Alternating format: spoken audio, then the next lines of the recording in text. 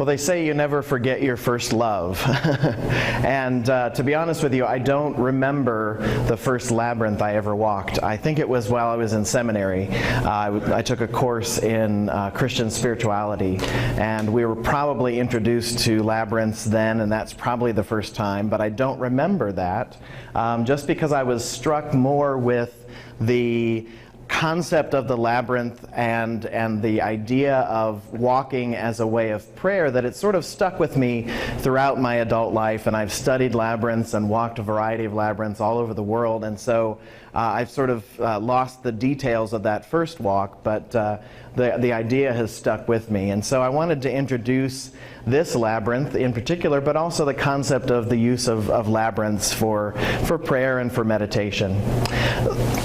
The circular labyrinth that we see here was created by an artist named John Ritter in Indianapolis, Indiana. He hand draws the labyrinth in pencil. They have templates that they use for different parts, but all of this is hand drawn. And he also does the sewing. And then he shipped that over here to Ohio Northern, and our students last year painted the lines in. And so you can see there's a few little drops and drips here and there. You can tell that it's been hand painted.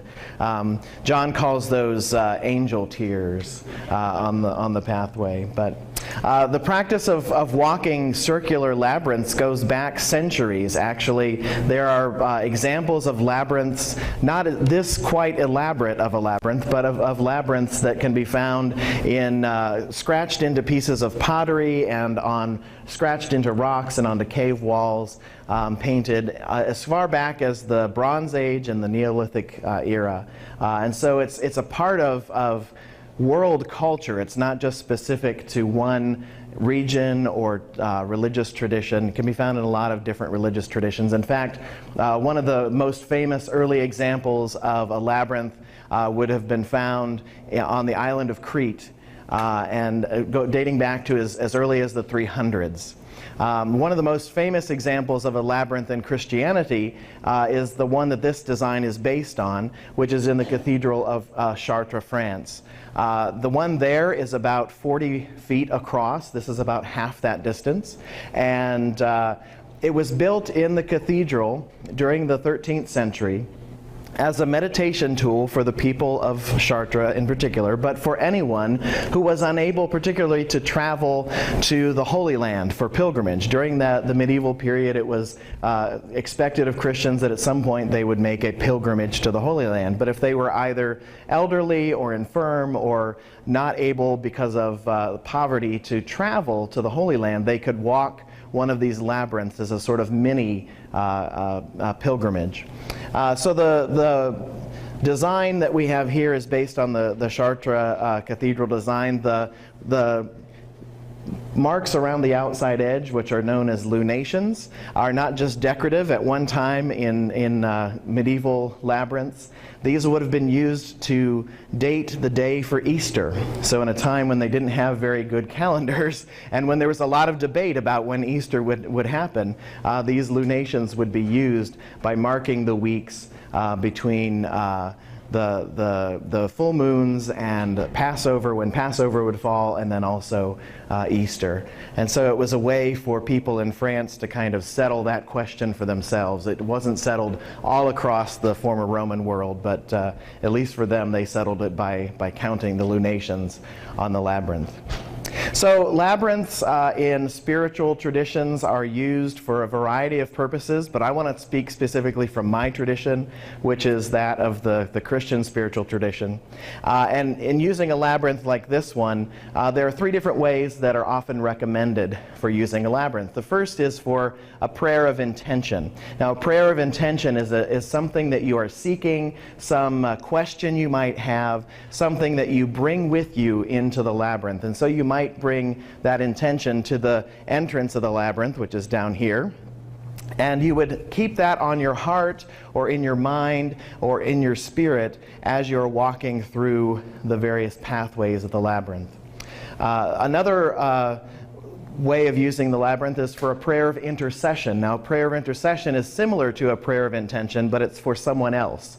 So intercession would be if you had a loved one who was sick or someone who was far away that you wanted to ask for God's protection, or some other issue that you would like to be praying for. You can take that with you again into the labyrinth. And then the last way would be to do a simple meditative or contemplative prayer, which would be usually a silent, more wordless kind of way of experiencing the labyrinth, perhaps allowing just the feeling of walking through the pathway to sort of wash over you as you're going into the labyrinth. Regardless of how you approach it, whether it be intention or intercession or meditative or contemplative prayer, most people will often delineate between the traveling in to the labyrinth and the traveling out. Unlike a maze, the labyrinth only has one path. You can't get lost, although I've seen some people try. So there's one path in, and you take the same path out. And so many people will divide that pathway into two parts. The pathway in, which brings you to the center, and then the center representing the sort of universal divine, the presence of God, the Sacred Heart, whatever you would want to call that. And leaving whatever it is that you've brought with you into the labyrinth there in the center, spending some time there, and then the second half of the journey being the going out, the journey on the way out of the labyrinth. It's a very personal experience, but it can also be a communal experience. As you can see, this is a rather large piece here. We can fit comfortably anywhere between 6 to 8 people all at the same time traveling on this labyrinth. At the larger ones, like you have in Chartres or in some of the cathedrals in the United States as well, you can fit 10 to even 15 or 20 people at a time going around the larger labyrinths. The center here, you can see, is modeled after a cathedral rose window. In fact, in the cathedrals in Europe, this would be directly mirroring, in Chartres, it directly mirrors the rose windows in the cathedral itself. And the varieties, the different lunations that are in the inside of the labyrinth center are used by various people for different purposes. Some people just simply pick a petal of the rose and stand in it. Other people will take a time or a moment in each of the petals of the center and pray for something different. I tend to try to pick, different members of my family or people that I know who are needing prayer, and use those as opportunities to pray for those individuals. It's as individual as each person who uses it, really. So there are varieties of things that you can use while you are walking the labyrinth. Some people will pray the rosary if they come from a tradition that uses that. Some people will repeat a specific prayer like the Lord's Prayer or the Jesus Prayer, which says, Lord Jesus Christ, Son of God, have mercy on me. Some people will chant or will contemplate on the Shema from Deuteronomy, Hear, O Lord, or Hear, O Israel, the Lord your God is one. Other people will simply pick a mantra or a phrase that they might use. And then others choose to just walk the labyrinth in silence. So, I want to tell you a little bit about my own experience of the labyrinth with just a couple illustrative stories. One is the first labyrinth that I walked in England. We lived in England for 2 years, right out of when I graduated from seminary. And over there at a place called Shepherd's Dean in the northeast of England, they had a labyrinth that was outdoors that was made from little furrows. They had taken and tilled the soil up and made little furrows and planted wildflowers within the furrows. And it was interesting to watch that labyrinth throughout the seasons. We went to Shepherd's Dean various times throughout the year, and to see in the spring and the summer when the wildflowers would grow up, and then you would smell the beautiful scents of all the wildflowers, and then to see them go to seed later in the summer and into the fall, and then to see the bare ground in the winter. It was a great, to me, a symbol or metaphor of how our earth goes through these seasons and these changes, and how important that was to my own sense of spirituality and my own spiritual life that I hadn't realized how much the seasons were important to me as a person who grew up in Northeast Ohio. I just always sort of taken that for granted, but to see that enacted in this circular way, this earth-shaped way, was a beautiful metaphor.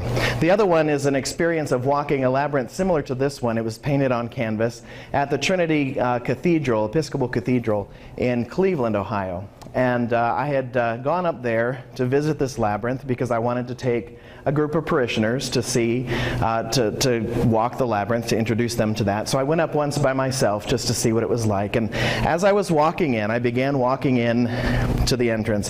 This labyrinth actually goes the opposite way of most labyrinths. Most you come in and go to the left. This one you come in and go to the right because of the way it's designed. But I began walking the path, and I was walking along, and as I was walking inward, I knew that I was headed towards the center, and there was someone else who was in the center who was walking out.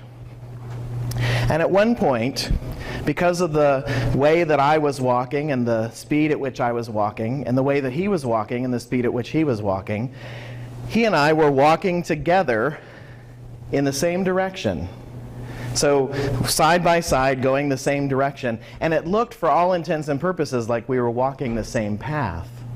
But really, he was coming out of the labyrinth, and I was going into it. To me, that was a profound moment when I realized the significance of that, because people come into our lives, and though we may be at different points on our journeys, we still sometimes walk together in the same direction, though that we may then eventually part ways and go in opposite directions. For a time, we may walk together.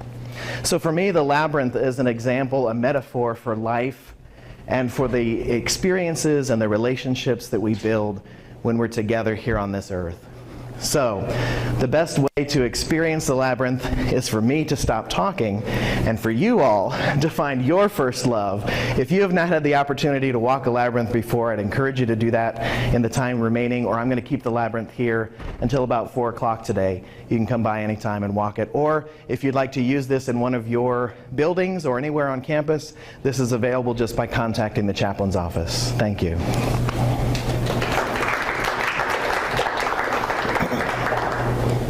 Questions? What's the original tradition?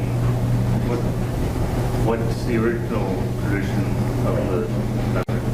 So, in pre-Christian experiences of the labyrinth or non-Christian experiences of the labyrinth, it's usually something similar in that there is it's usually related to a religious practice in some way. So the one on the island of Crete was related to the myth of the Minotaur, who was trapped in the labyrinth. It has Mithraic origins as well. So the god Mithras is imagined as being within the labyrinth. Usually it has some sort of divine or religious ritual aspect to it. But the general purpose has always been, as far as we can tell, that sense of going into the center and then releasing back out into the world. Yes? Are certain Christian denominations more likely to integrate the labyrinth in the... You would probably see this most within Christians, within Catholic circles. Most Catholic retreat centers, monasteries and such would have a labyrinth. Some Orthodox Christians will use a labyrinth, but it's become much more prevalent because of things like this canvas labyrinth and the ability to do this. It's become much more prevalent with Protestant groups as well.